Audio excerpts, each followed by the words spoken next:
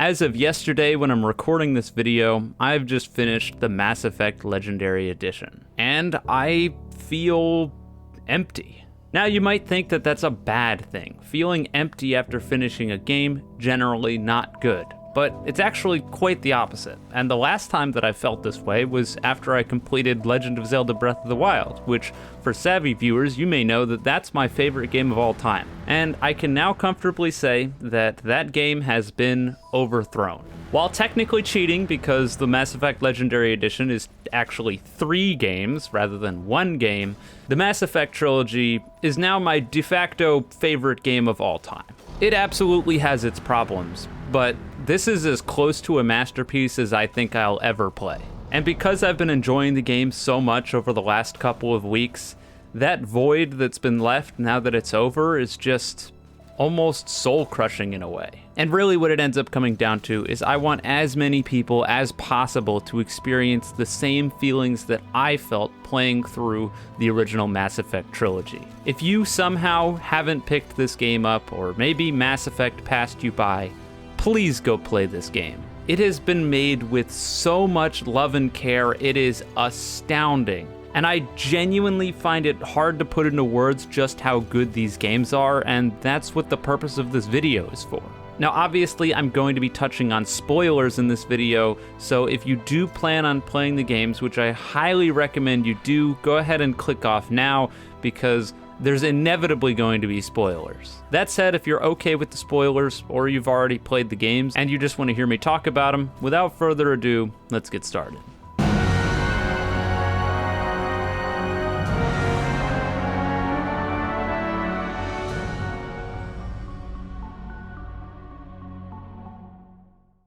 Choice is the name of the game in Mass Effect, and I think it's the most interesting thing about all 3 of the games, hands down. It's something that evolves from the first game to the second game, and then mostly stays static from the second to the third. The thing that's so astounding to me about the Mass Effect trilogy is just how much attention to detail and care went into these games when it comes to the choices you make. Because choices that you make in the very first game in the trilogy matter all the way up until the 3rd game, and there are repercussions for things that you did in the first game that still count in the 3rd game. And from a development perspective, this is mind-boggling, and the amount of extra work that would have had to go in here is just, it's astounding. Even something as simple as the background that you pick at the beginning of the game, which for all intents and purposes doesn't really mean anything, ends up consistently factoring in literally all the way up until the end of the 3rd game. So, for example, since I was playing as the default General Shepard in Mass Effect 1,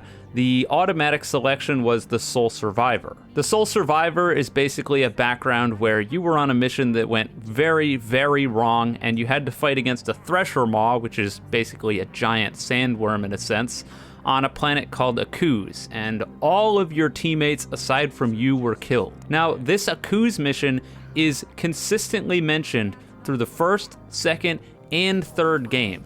A choice that you made at the very beginning is referenced right before the final mission in the last game in the series. Now, sure, when it comes to actually factoring in how much it matters in the grand scheme of things, does it matter? No.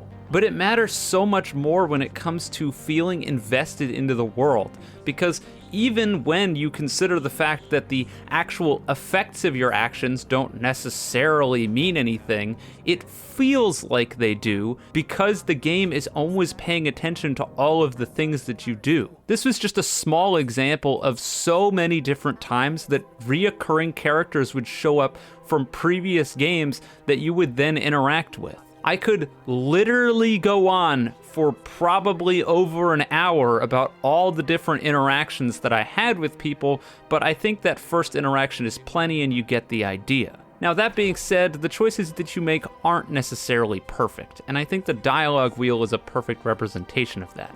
Generally speaking, choices in Mass Effect come down to 3 options. You have a Renegade option, a Paragon option, or an option that's kind of in the middle because you don't have enough stat points or reputation in either of those things. Effectively, it's good, bad, or not invested enough. But I think this system in and of itself ends up being very, very flawed for a couple of reasons. Number one, because while in the first game, it still stays relatively gray, as you move on through the trilogy, it becomes more and more clear that there is a right or wrong answer to a lot of conversations, and I would wager that probably 80% of players are never going to play through a full Renegade playthrough of any of these games because it just makes you feel awful, and a lot of the choices are just so objectively horrible that I don't see how many people could ever reason with themselves to pick them.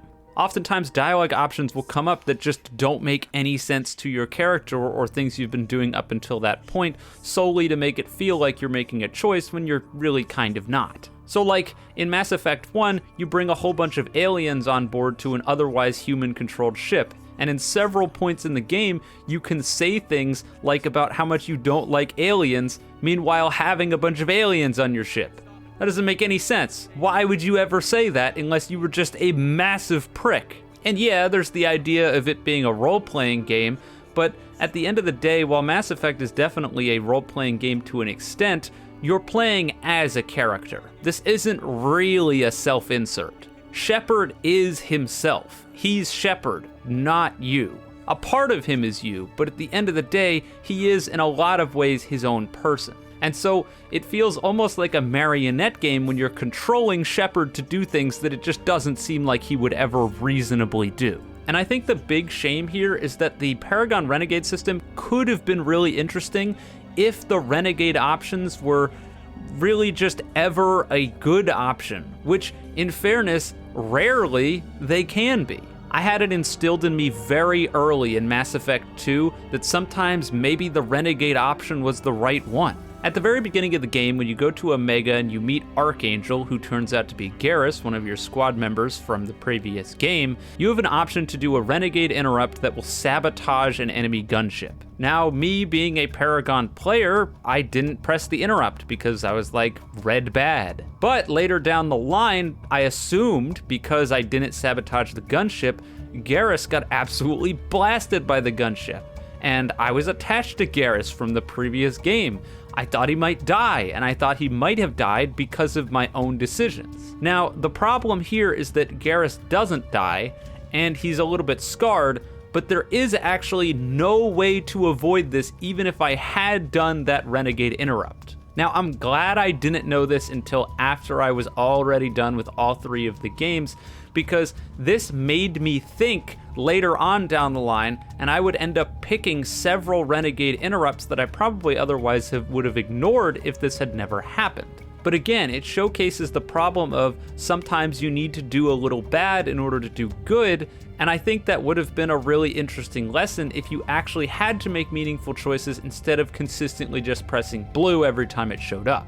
Which segues us into the other issue that I had, which was past the first game, and even in fairness in the first game, the Renegade or Paragon options almost feel like cheat codes. If they're available, they are always the correct answer. And if they aren't available because you don't have a high enough Paragon or Renegade score, then you're probably just going to get whatever the worst possible outcome is. And that just doesn't feel right. Now, I think this works a little bit better in Mass Effect 1 because the Charisma and Intimidate skills are just that. They're skills that you upgrade on your character, so it feels like a meaningful choice in order to make sure that I'm able to pass these speech checks. Whereas in later games, it just appears to be based on whatever your Paragon or Renegade level is, and there was never once a point where I ever ran into something that I couldn't just brute force via pressing the blue button. And so a great example of this would be in Mass Effect 1 on Vermeer. When Rex learns about the genophage cure and really wants to make sure that it doesn't get blown up in the base, you can argue and talk him down with either a Renegade or Paragon dialogue option. The problem is that if you don't have these Renegade or Paragon options, the only option is Rex dying. No matter what you do, Rex dies. Either you try to talk him down and Ashley shoots him, or you have to shoot him yourself. You have no other options. And so it feels pretty crappy no matter what your relationship with Rex was previous to this point, no matter how many missions he's been with you on, none of that stuff matters. It's just, do you have enough blue or red points? And if not, he's dead. And stuff like that feels pretty awful. Like I said, the bones for an incredibly good system are absolutely here. And when it comes down to it, while I did have issues with Paragon and Renegade, the actual choices that you make and the consistent reoccurring characters and effects of your actions being seen throughout the galaxy is something that I have never seen in any other game ever in my life, and I highly doubt I will ever see again. Because, to put it simply, I think the Mass Effect trilogy was one of a kind.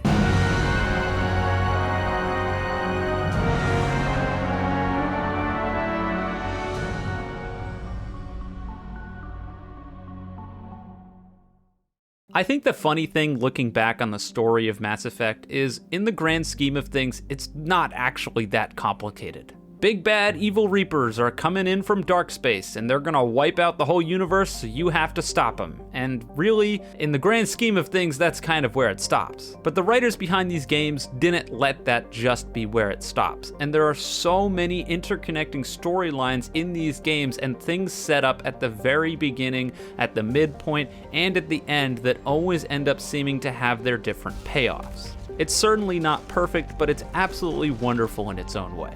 Something like the Quarian-Geth conflict is foreshadowed all the way up in the first game whenever you have conversations with Tali. And I think something that's really cool to sort of harken back to the choices that I was talking about earlier is that if you do a side mission for Tali in Mass Effect 1, when you meet up with her in Mass Effect 2, you can remind her of the side mission you did to alleviate her concerns. We learn more and more about the Quarian and the Geth as we go on from Mass Effect 1 to 2 and finally the culmination of it in 3. And I've seen a lot of discourse about the Geth-Quarian conflict when it comes to how it's resolved in Mass Effect 3, but I think one of my favorite things about it is something that I talked about a little bit earlier on the choices section.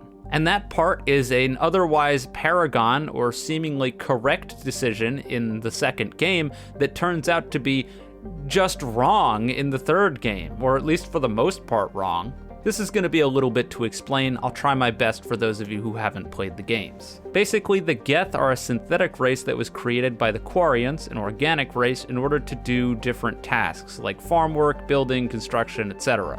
Now, they were intended to be a virtual intelligence, or effectively a artificial construct that didn't really have thoughts of its own. It would just do what it's told in its programming. But the Geth turned out to be more of an artificial intelligence that can improve itself, and because of that, they effectively became alive, their own people. When this happened, the Quarians knee-jerked, they attacked the Geth, and because of that, the Geth defended themselves, and they drove the Quarians completely off their planet and into solitary exile exclusively on starships, which is fucking crazy. Now, in Mass Effect 1, the Geth are pretty much the main antagonists, but we learn in Mass Effect 2 through Legion, who's basically an envoy from the quote-unquote real Geth, that the Geth that you fought in Mass Effect 1 are more of a splinter faction than they are the actual Geth faction.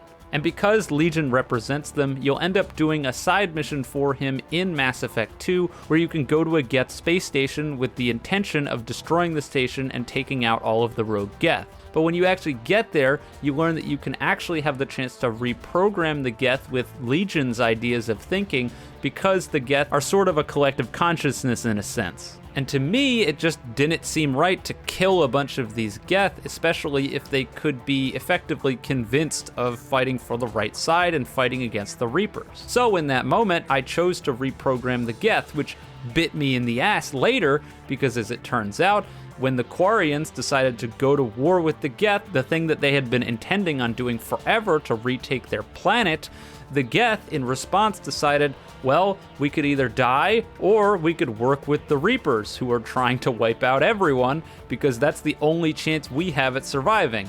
And so all of those reprogrammed Geth ended up becoming under the Reaper's influence anyway, and now I've got more enemies to fight. On the back end of things, this does actually make several speech checks potentially harder if you don't have more requirements fulfilled, which is a really cool thing. And I feel like I'm almost just going on a tirade to make the point that this side story that I've now talked on about for probably 6-7 minutes is just one of so many in this game. I could talk about the colony on Pharos with the Thorian, where I decided to knock them out instead of kill them, and then ended up running into an envoy in the second game, and then learning in the third game that their connection to the Thorian basically brought them even further together, and then I got a message talking about how they were able to resist Reaper attacks better because I hadn't killed them all. And it's stuff like this that goes on and on and on. I just can't possibly sum it all up. The storytelling here can be flawed every once in a while, but at the end of the day, it is masterclass and needs to be experienced to be believed.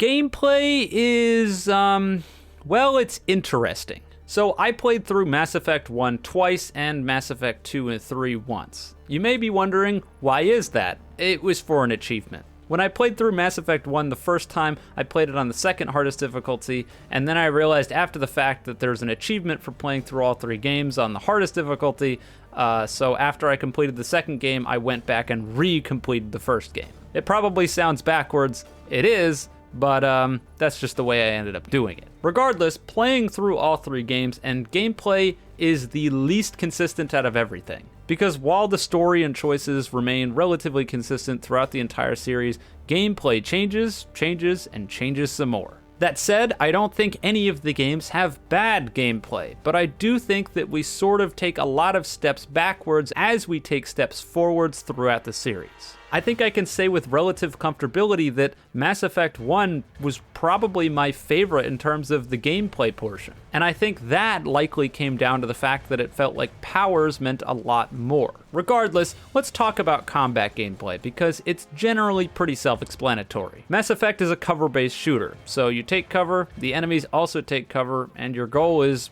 well, to wipe them out. There are other things that you can do during these different combat encounters, like hacking boxes and finding collectibles. So generally speaking, it's worthwhile to check around the level because you'll be able to find extra stuff. This matters the most in the first game, gets a little bit lessened in the second game, and matters hands down the least in the third game, which is probably why the third game, gameplay-wise, was the least interesting to me. It felt to me like gameplay and character building got dumbed down as we took the series forward, and I think that this is probably something most people that have played these games can agree on. In the first Mass Effect, there were tons of powers that you could get access to, and you could use all of those powers on their own separate cooldowns for each individual character. So if I had a biotic that had the ability to push, lift, and put down a singularity, I could use all 3 of those in immediate succession. I guess they decided in the second game that that was too strong because the skills that you could get for each individual character was reduced significantly, and when you used one skill, it would then immediately put all of the other ones on cooldown. Not only that, but the second game allowed shields, barriers, and armor to often stop you from being able to use powers like lift or push. Whereas in the first game, you could use powers on enemies regardless of what state they had, and whether or not it affected them properly was based on your upgrades rather than the status of their shields. This meant that in the first game, while I was throwing off powers left and right, and it felt like it was incredibly integral to my gameplay to make sure that I was using all of my powers, when it came to the second and third games, while the powers were still very, very important, it felt like the choices that I had when it came to using them got diminished significantly. While in the first game I was tactically considering how to use all my different powers, in the second and third it was basically just, I have 3 or 4 buttons on my keyboard, 1, 2, 3, 4, and 5, and I'm just gonna cycle through them and not worry about the rest of the stuff, which is really a shame. I understand, and I'm sure that there were balance concessions being made here, and I guess they thought powers were too overpowered in the first game, but I fundamentally disagree. The other major negative from the first game to the second and third is the way that ammo is handled. In the first game, you have unlimited ammo, and the weapon recharge works off of a cooldown system, so if you fire your weapon too many times, it'll overheat and you won't be able to fire it anymore. You can also overheat enemy weapons with different skills, or have your weapons overheated, which will force you to swap to another one, or wait a lengthy period before the one you have currently cools down. This made combat encounters interesting because if my weapons got sabotaged, I'd have to switch them out, as well as the fact that I would never have to worry about searching around the level for ammo packs, which in the second and third game got real old, real fast, because some genius thought it would be real fun to copy Call of Duty and Halo and give everybody ammo and thermal clips. God, why? I really genuinely have no clue. My best guess is they didn't want you just camping in the back and sniping everything, but for the most part I ended up doing that anyway, and I didn't often run out of ammo when I started getting more upgrades, but towards the beginning of the game, it almost felt awful when I had to switch off of a weapon that I wanted to use, not because somebody overheated it, or not because it's something that the enemy did, but because I just ran out of ammo. And the problem really just comes from the fact that when you're just playing the first game and you finish it and then you swap over to the second and suddenly ammo is now a problem, it's so awkward. Now, in fairness, the second game does introduce a cool sandbox element, which is the heavy weapons. Weapons that you can only find ammo for around the level, which I think would have been a cool concession if the rest of the weapons didn't have an ammo problem. I didn't use very many of the heavy weapons, admittedly, but I thought it was a cool mechanic that they once again chucked out the window in the third game. Now heavy weapons are only found around the level and you can't pick the ones you want to bring with you, which is just so odd. It just felt like gameplay consistently took step back after step back. And when it came to the third game, I think the number one problem that I had that made me enjoy it less than I maybe otherwise would have was the controls. They tried to overhaul the controls in this game, and all they ended up doing was making it substantially worse. I don't know if this was just a me problem, but I'll try to explain it the best I can. Basically, your controls in Mass Effect 3 feel sticky. They added this dodge roll that you can use when pressing the interact button, but oftentimes what it just means is that when you want to interact with something, instead of interacting, you do a dodge roll, which is really annoying. Sometimes when I want to sprint and I press the right button and sprint, because sprinting to the right doesn't technically exist, it dodge rolls no matter what, which feels awful. And the biggest issue is that if you're trying to run, Mass Effect 3 really wants to put you in cover at all times. And so when I'm trying to run away or run to a specific object, oftentimes I'll get stuck and thrown into cover when I don't want to be there. And on the hardest difficulty, this can mean the difference between life and death, which can be extremely frustrating at times.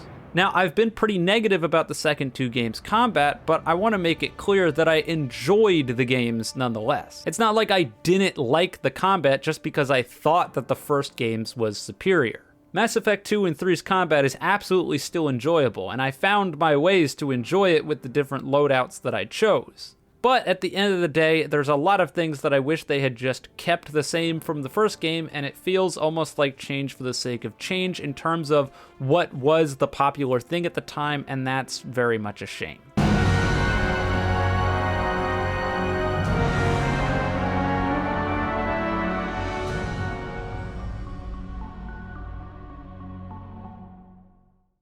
Now, after talking about the combat so much, I think it's good to talk about difficulty, because this is a real interesting subject. For the most part, once again, I think the difficulty was nailed in the first game and just sort of falls off from there. Mass Effect 1 felt like a pretty good challenge on Insanity, although in fairness, I did have the experience of playing the game before when I did play it on Insanity mode, so maybe that helped a little bit. Now, moving over to Mass Effect 2, and at the beginning of the game, it can be pretty harsh. But once you start to get upgrades, if you're actually, playing the game and being diligent, the game becomes very easy. I would say Mass Effect 2 is almost certainly the easiest, at least for me.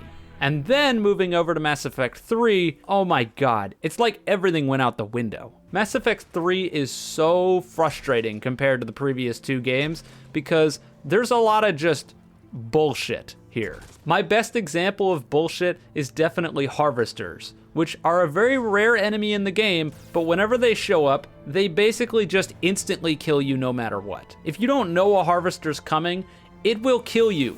It just will kill you. And it feels awful when you get killed by something that you have no way of reacting to. I'm sure I have footage on screen, but nothing about this looks fair, and there's no foreshadowing or way that you can prepare for it. You just die, and that feels like shit. And it's really not just the Harvesters that are the problem. Some of the enemy types, or I guess more specifically, one of the enemy types just feels overtuned. And that enemy is the Banshee. The Banshee is so incredibly obnoxious and unfun to fight against, and it feels like the game just had a middle finger button and it's this enemy. While every other boss enemy in the game is relatively straightforward or easy to deal with as long as you know what you're doing, this one, not so much. It constantly teleports around, making it hard to hit. It has a barrier to start and armor underneath, which means that it's immune to pretty much any power that could knock it off its feet. It has a grab attack that insta-kills you. It is a projectile that's deceptively hard to dodge, and if it hits you, has damage over time, so it'll break your shield in one hit and take away 1 or 2 of your health bars basically no matter what. And the biggest problem is that the health pool on this thing is absolutely absurd. It takes more shots to kill this than I think literally anything else in the entire game, including those harvesters I talked about earlier. Yeah, the giant fucking bird thing has less health than this little fucking stick. I hated Banshees. I hated them with every fiber of my being, and when they started just chucking them at me at the final level, oh my god. Now, it's not like the difficulty was absurd. There were never any encounters that I ran into where it didn't take 2 or 3 attempts. Well, aside from the boss fight in the Citadel DLC, which I don't even want to talk about, that shit was a fucking disaster. But aside from that, I do think the difficulty is challenging, but fair most of the game. Just the times where it starts throwing Banshees at you and there's a whole bunch of them, that's never good. Oh, and the times when the game decides that screen shake should be a hazard that you have to deal with. I don't know who thought that was a good idea, but good lord, I get sick as it is from screen shake, and this game's got some brutal screen shake. Anyways, I've been going on and on about the whole difficulty thing, so let's move on.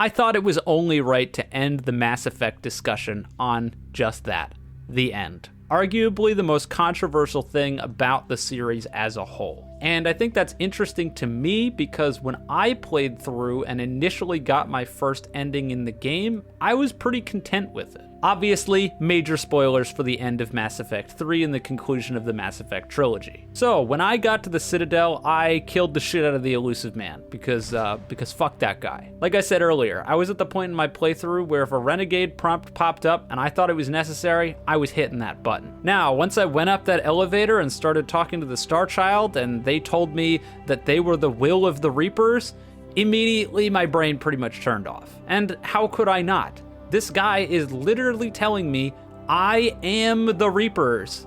Oh, but by the way, you should listen to me. Fuck, no, I'm not gonna do that. So as soon as I heard that, I was pretty much locked into, I'm destroying the Reapers, I don't care what you tell me. Which I think any reasonable player, when they get to this point, is probably gonna think the same thing. Why would I ever believe the Catalyst who claims to control the Reapers when they tell me something like, oh, you can also control the Reapers. The Elusive Man couldn't do it because he wasn't cool enough, but you can. Oh yeah, I'm sure the Reapers are telling me that I can control the Reapers.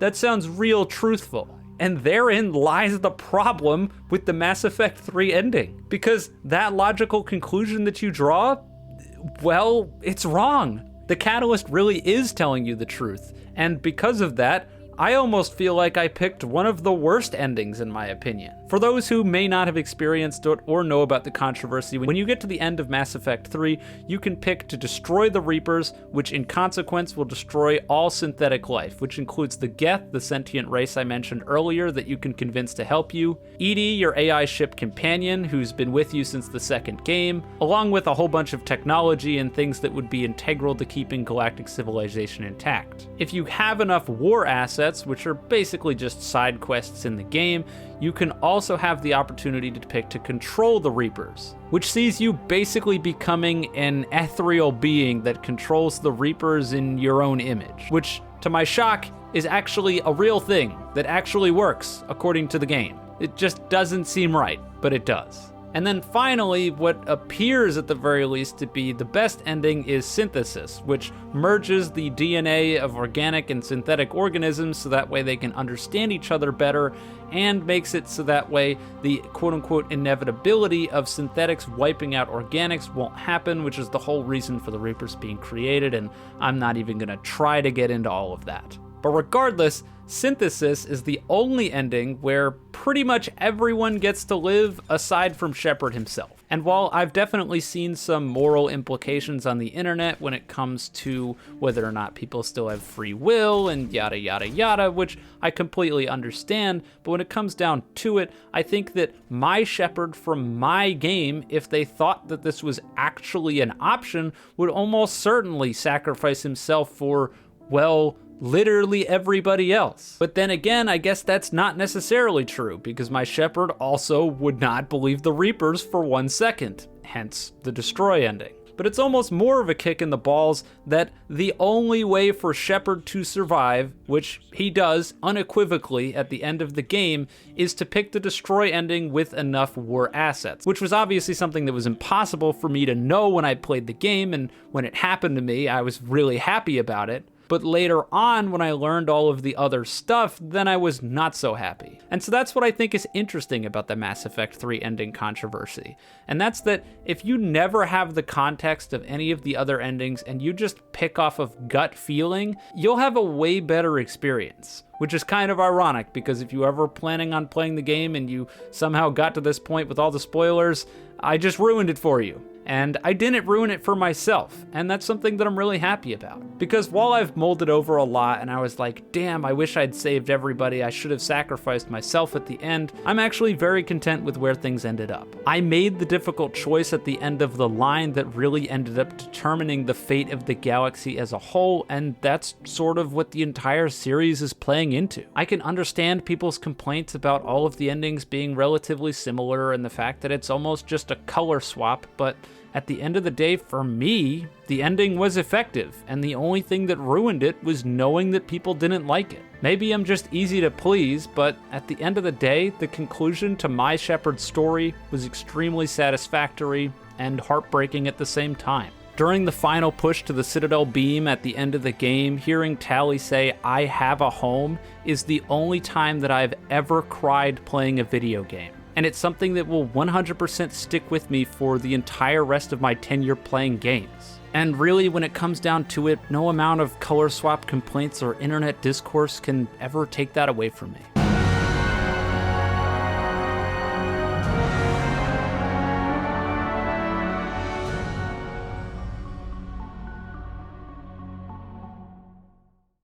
Now, this is where the structure of the video kind of falls off the cliff at the conclusion of the video because, well, this isn't really a game review now, is it? It's structured similar to one, sure, but when it comes down to it, these are 3 games, and while it's under one umbrella of the Legendary Edition, I can't in good faith score 3 games under one umbrella, and the whole thing would end up getting a 10 out of 10 anyway because I'm fucking lame. And I literally told you at the beginning that this is now my favorite quote-unquote game, or at the very least favorite trilogy ever. So yeah, you get the idea. Really, the only regret I have about this video is that I couldn't talk about more of the things that I love. There's so much more to be said, but for the sake of brevity and for the sake of actually having a video to put out, I have to cut myself short somewhere. I know some people are gonna bring up the indoctrination theory when it comes to the ending stuff, and to put it bluntly with you, I don't believe in that, and why would I? The writers of the games themselves have told us that's not true, so I have no reason to believe it. You're welcome to, and I understand why people would sort of grasp at straws, but the endings are what they are. Regardless, as it stands, if you somehow got all the way to the end of this video, and I still haven't convinced you to give Mass Effect a try, I have no clue what I could tell you. Absolutely no clue. Not only that, but I've probably ruined several aspects of the game, but even if you think that I have ruined several aspects of the game, and maybe that'll make you not want to play it, just consider the fact that everything that I said was barely scratching the surface. There's so much more, and you need to experience this for yourself. Regardless, I am wrapping this up, so if you enjoyed the video, you can leave a like and subscribe. If you didn't, don't. And with all that being said, have a wonderful day wherever you are, and I'll see you guys next time.